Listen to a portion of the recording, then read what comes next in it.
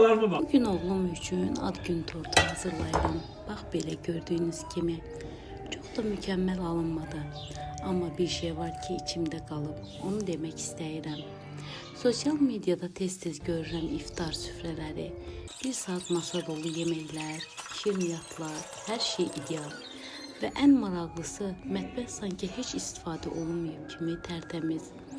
Və mən baxıram, özümə də baxıram.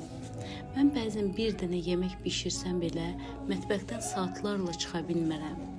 Hər yer dağılır, yoruluram.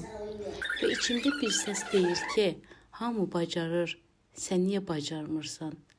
Bu his insanı içindən yeyir, səni yetərsiz kimi hiss etdirir. Amma indi açıq deyəcəyəm, mən buna inanmıram artıq. Çünki bu qədər mükəmməllik, bu qədər ideal görüntü, həqiqi həyat kimi gəlmir mənə. Bəlkə də kamera arxasında başqa bir həqiqət var.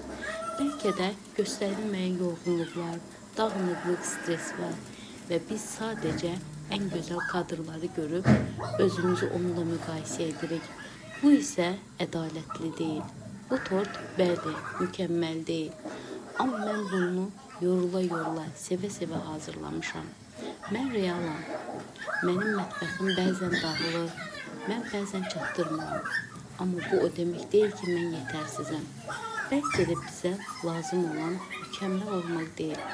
Sadəcə öz həqiqətimizi qəbul etməkdir.